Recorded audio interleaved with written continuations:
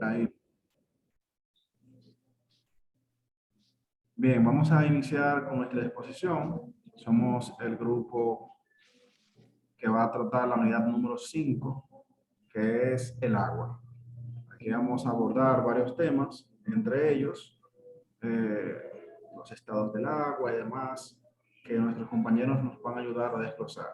Quien les habla, Jochi Marcel Torres. También nos acompaña nuestra compañera Lenifer Concepción Morales y Aneudis Javier. Así que vamos a iniciar nuestro tema. Para iniciar a hablar de nuestro tema del agua, tenemos que definir lo que es el agua. Esto alrededor siempre lo vamos a ver y esto nos va a rodear en muchos lugares. No solamente se refiere a agua cuando hablamos de agua potable, así que esta palabrita, agua, esta viene del latín aqua, y que es el componente más abundante en la superficie terrestre. Aquí, nosotros conocer o desglosar lo que va a ser el agua, vamos a hablar sobre cómo está formada, cuáles son sus funciones, su importancia, su ciclo de vida o el ciclo del agua. También cómo podemos ayudar a cuidar este gran elemento que es vital para nosotros. Para nosotros entender las funciones del agua, dígase su composición y sus ciclos, debemos definir primero qué es. Y el agua no es más que una sustancia cuyas moléculas están compuestas por un átomo de oxígeno y dos átomos de hidrógeno. Este es un líquido inodoro, quiere decir que no tiene olor, es también insípido, no tiene sabor y también es incoloro, o sea, no tiene color. Cabe resaltar que el 70% de la superficie terrestre está cubierta de agua líquida y de ella alrededor de un 96% de este corresponde a agua salada, que esta compone lo que es los océanos. Cerca del 69% restante de este 30% es el agua congelada en los polos. Solo entre 1 y un 4% corresponde al vapor de agua presente en la atmósfera. Más adelante vamos a ver por qué hace referencia de que el vapor también es agua. Vamos a continuar con la presentación. Aquí, en el agua, como mencionamos anteriormente, está compuesta por dos átomos de hidrógeno y oxígeno. Aquí en el 1782, Henry Cavendish descubrió que la molécula de agua estaba formada por dos elementos, un átomo de oxígeno y dos de hidrógeno, es decir, H2O. Estos elementos están unidos mediante enlaces covalentes. Hasta entonces se pensaba que era un solo elemento, pero no, son dos. El agua es ese solvente universal, dado ya que la gran mayoría de las sustancias se pueden disolver en ella. Poseen una cualidad adhesiva enorme, ya que este es el motivo por el cual se pueden mojar objetos o algunos cuerpos. Gracias esto a la polaridad de sus moléculas, ya que también estas ayudan a que sea un excelente conductor de la electricidad y del calor. Vamos a avanzar nuestra diapositiva, donde vamos a ver las funciones del agua para nosotros, para el ser humano. Nos dice y nos relata que esta también sirve para transportar nutrientes hasta las células para que la producción de energía, ya que es el medio en el que se disuelven los líquidos corporales. Esta facilita la eliminación de toxinas y el exceso de nutrientes por la orina. Una buena hidratación preserva la elasticidad, suavidad y tono de la piel. Regula la temperatura corporal. Mantiene hidratado el cerebro. Ayuda a la normalización de la tensión arterial. Produce las reacciones de hidrólisis en la digestión. Funciona como sostén, lubricante y amortiguador en las articulaciones. Así que debemos, en este caso, como para el ser humano, consumir el agua para que puedas ayudar con cada una de estas funciones. Continuamos. El agua no solamente, como mencionamos anteriormente, es importante para el consumo humano, sino que al ser el elemento más de mayor importancia, también lo es para los animales y seres vivos, ya que nos acompañan estos en el planeta Tierra. Aquí como fundamento de vida, dale anterior por favor, aquí el fundamento de vida es un recurso crucial para la humanidad, ya que también ellos necesitan beber, no solamente ellos, sino que nuestros ríos y lagos, nuestras aguas costeras y subterráneas constituyen un recurso valioso que es preciso proteger. Asimismo, el agua contribuye a la estabilidad del funcionamiento del entorno de estos organismos que habitan en ellos. Es, por tanto, un elemento indispensable para la subsistencia de la vida animal y vegetal del planeta. Es decir, que el agua es un bien de primera necesidad para los seres vivos y un elemento natural imprescindible en la configuración de los sistemas medioambientales. En este aspecto, este líquido vital constituye más del 80% del cuerpo de la mayoría de los organismos e interviene en la mayor parte de los procesos metabólicos que se realizan en los seres vivos. Vamos a continuar y vamos a ver cómo encontramos diversos tipos de agua, ya que estas son aplicables en cualquier forma en las que se puedan presentar. Conviene aclarar que existen varios tipos de agua debido a su función y característica química, física y biológica. El agua potable es aquella destinada para el consumo humano. La dulce se encuentra en la superficie terrestre de manera natural, así en ecosistemas subterráneos. La salada posee una concentración de sal y minerales disueltas de cerca de un 35%. Esas se encuentran en los océanos y mares. La salobre, que tiene más sales disueltas que la dulce, pero menos que la salada. O sea, es una mezcla. La dura, que no es de dureza, de firmeza, sino que esta contiene un alto nivel de minerales disueltos. Está la blanda, y en esta se encuentran disueltas una mínima cantidad de sales. La destilada, que cuando ha sido purificada o limpiada mediante destilación, es también usada para ciertos fines. Las residuales, esta será cualquier tipo de agua cuya calidad está afectada negativamente por la influencia del ser humano. Las negras son estas que son contaminadas con heces u orinas. Las grises, también conocidas como aguas usadas, es aquella que proviene del uso doméstico. La cruda o bruta, estas no han recibido ningún tratamiento y suelen encontrarse en fuentes y reservas naturales. Bien. Yo soy Lennifer y le voy a hablar sobre los estados del agua. Está el estado líquido, es el estado de mayor densidad y el más abundante en nuestro planeta. Este se caracteriza porque su partícula no está ordenada. Su molécula se rompe y el agua puede ser así tomada la forma del recipiente que lo contiene. Las partículas no están muy cerca y por esto el líquido es muy difícil de comprender. El estado sólido se conoce como hielo y su temperatura desciende a 0 grados Celsius o menos. Gana volumen frente al estado líquido. Esto quiere decir que tiene menos densidad que el agua. Por esta razón es que el hielo flota. Se caracteriza porque sus partículas se encuentran fuertemente ligadas entre ellas y su forma se mantiene independientemente del recipiente que lo contiene. Este lo podemos encontrar en glaciales, cumbres de montañas, suelos y en el interior del congelador de nuestros alimentos. Estado gaseoso, este se conoce como vapor. Se caracteriza porque la agitación y el desorden son máximos. El vapor de agua ocupa todo el espacio del recipiente y la distancia entre las moléculas son grandes. Este lo podemos encontrar en las nubes, el aire que respiramos y cuando ponemos una olla a hervir. Cambios de estado del agua.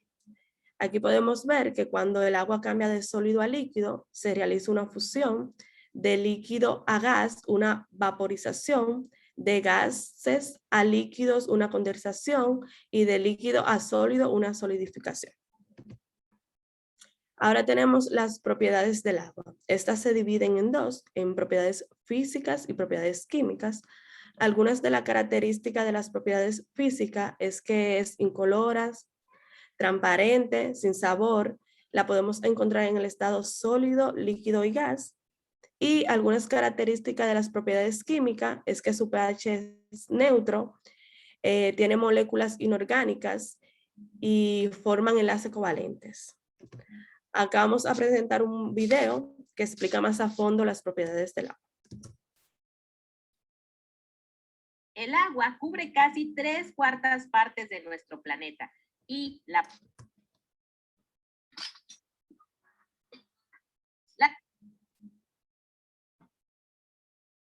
propiedades químicas son las que relacionan los cambios de composición de una o varias sustancias cuando reaccionan con otras sustancias. El agua reacciona con gran cantidad de compuestos, como por ejemplo óxidos ácidos, óxidos básicos, metales, no metales y también con sales. El pH del agua es neutral, es decir, que tiene un valor de 7. Esto quiere decir que no es ácida ni básica.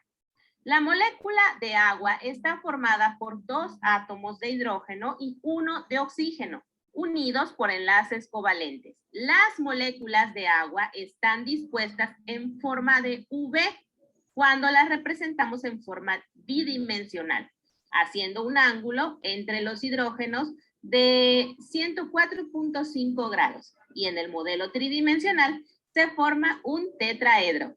El agua es una molécula polar porque el oxígeno del extremo constituye el polo negativo de la molécula y el extremo con los 2 hidrógenos son el polo positivo. Cuando varias moléculas de agua se ponen en contacto, se unen por una atracción electrostática débil en sus zonas con cargas opuestas. A esta atracción electrostática la llamamos enlace de hidrógeno. Las propiedades físicas características de una sustancia son aquellas que permiten identificarla sin alterar su composición. El agua es incolora, quiere decir que no tiene color. Es inodora, o sea, que no tiene olor. Y es insípida, con lo cual decimos que no tiene sabor. A una presión de una atmósfera, el agua se congela a 0 grados y hierve a los 100 grados centígrados. La densidad se define como la cantidad de materia por unidad de volumen. El valor de densidad del agua a 4 grados centígrados y a una atmósfera de presión es de 1 kilogramo sobre litro, mientras que a 0 grados centígrados es de 0.9 kilogramos por litro. O sea, que si te das cuenta, el hielo es menos denso que el agua líquida. Dato que te dará respuesta a la pregunta de por qué los hielos flotan en el agua si son la misma sustancia. Agua, finalmente. Claro, flotan porque los hielos son menos densos que el agua líquida. El agua tiene una tensión superficial muy alta. Digamos que se unen gotas en vez de separarse. La definición de la tensión superficial es la atracción intramolecular que hace posible que los líquidos reduzcan al mínimo su área superficial. Las fuerzas de cohesión entre las moléculas hacen posible esta tensión superficial. Es por esta atracción que puedes ver algunos objetos livianos como una aguja, hojas o insectos flotar sobre el agua. Además, esta característica le proporciona la acción capilar, que le permite al agua subir por las raíces de las plantas. El calor específico es la cantidad de calor necesario para elevar la temperatura de 1 gramo de una sustancia en 1 grado centígrado. El agua requiere mucho calor para elevar su temperatura, o sea, que absorbe mucho calor. Y en biología esto es muy importante porque nos ayuda a entender cómo se regula la temperatura en los seres vivos. Y además ayuda a regular la temperatura gradualmente del aire durante el cambio de estaciones del año. El agua es un disolvente, de hecho, es llamado el disolvente universal, debido a que puede disolver muchísimas sustancias. Hasta aquí el video, yo soy la bióloga Elena.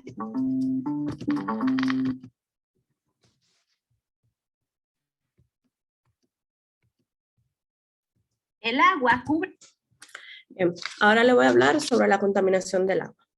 Esta se define como la acumulación de una o más sustancias ajenas al agua, que pueden generar una gran cantidad de consecuencias, entre las que se incluyen el desequilibrio en la vida de los seres vivos, como animales, plantas y personas.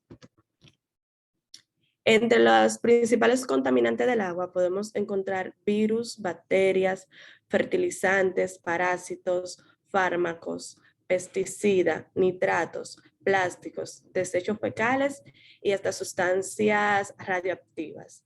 También debemos de tener en cuenta que uno de los principales deterioro del agua se debe a la actividad humana. Y como sabemos que cada acción trae una reacción, ahora vamos a hablar sobre las consecuencias de la contaminación del agua. Tenemos como consecuencia la destrucción de la biodiversidad, contaminación de las cadenas alimenticias, enfermedades, mortalidad infantil y escasez del agua potable. Hasta acá mi parte, ahora sigue el compañero Aneuris.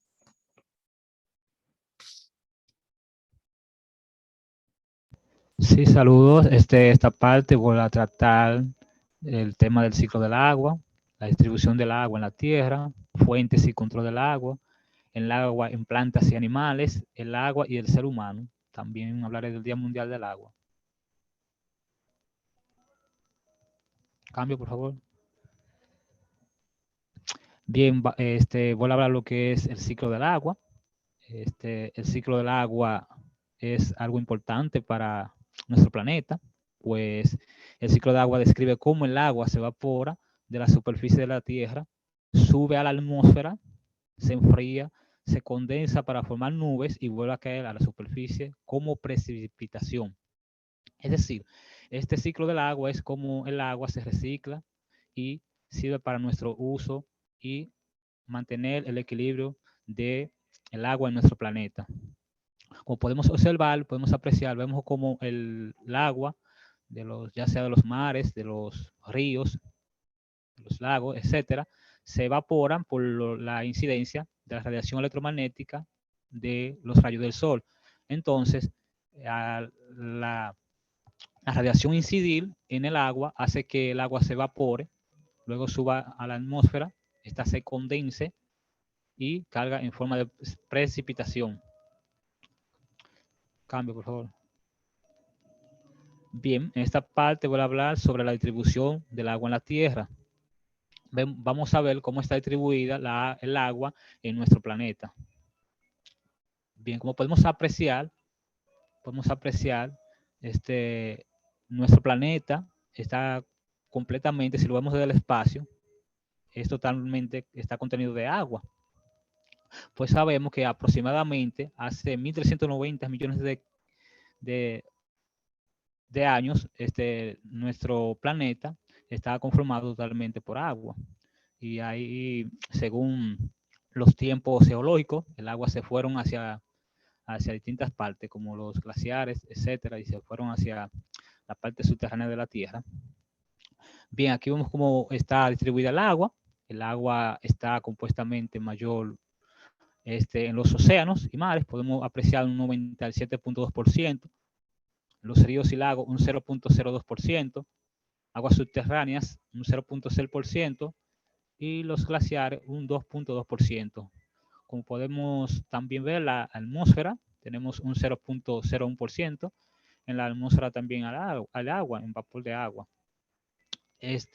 También cabe resaltar que podemos ver que el mayor porcentaje de agua se encuentra en los océanos.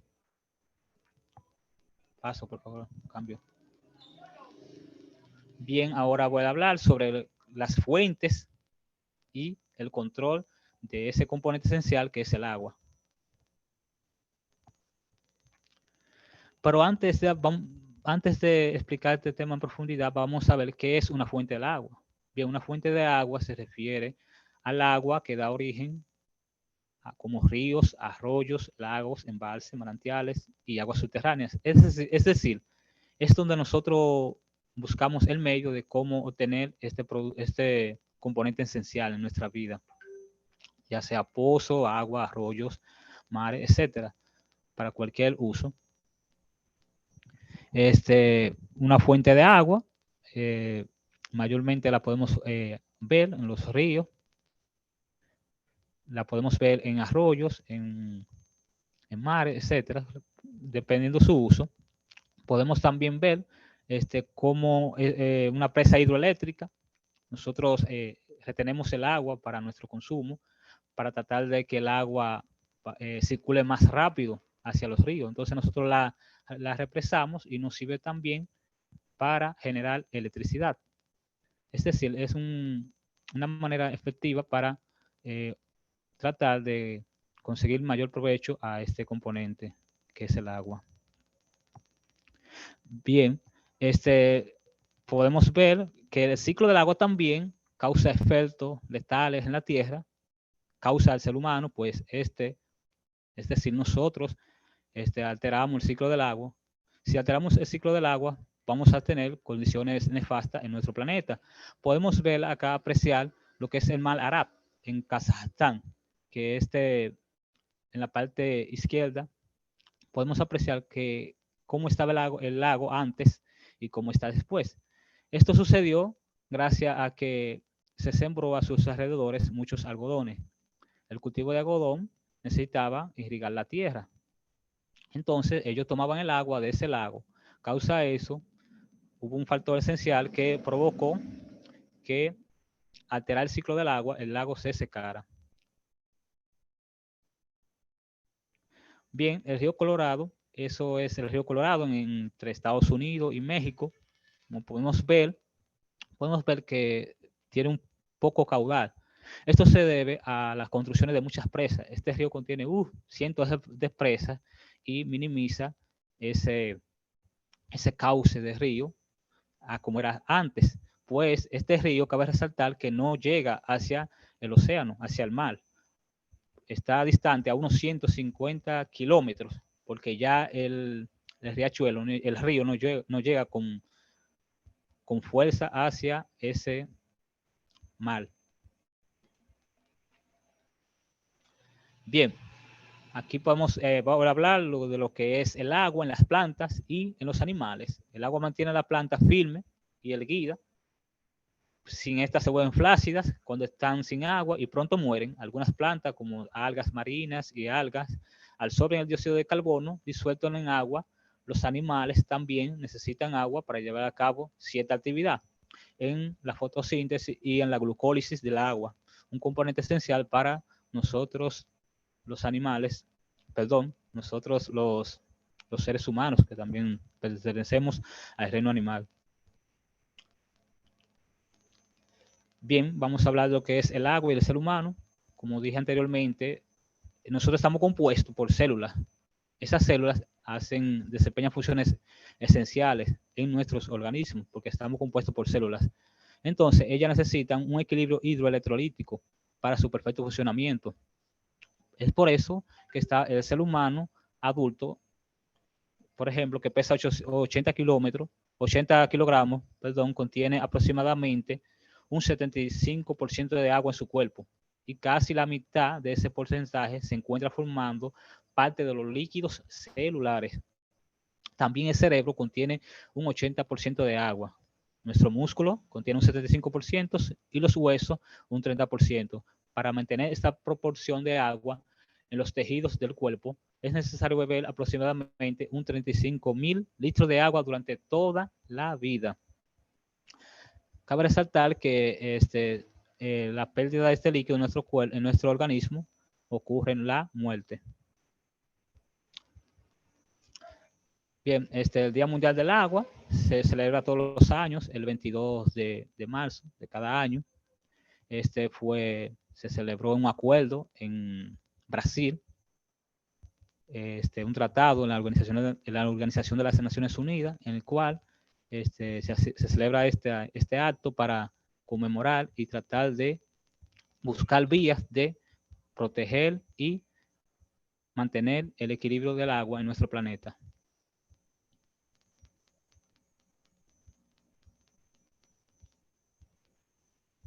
Tomar agua nos da vida, pero también nos da conciencia. Es decir, debemos tomar conciencia de lo que es este líquido vital, pues, como sabemos, en nuestro planeta es el lugar donde existe el agua. Si vemos nuestro planeta, lo visualizamos desde el espacio, lo vemos que es azul, ¿verdad?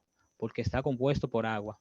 Y el agua, donde hay agua, hay vida. Entonces, debemos tratar de mantener y preservar este componente esencial que es el agua en nuestra vida. Debemos darle un uso racional, tratar de usarlo de manera adecuada y no contaminar este líquido, puesto que destruye las plantas, los animales, nuestro entorno y a nosotros mismos. Y si no destruimos nosotros mismos, también indirectamente estamos destruyendo nuestro planeta. Hasta aquí nuestra exposición. Esperamos que sea de su agrado y gracias por su atención.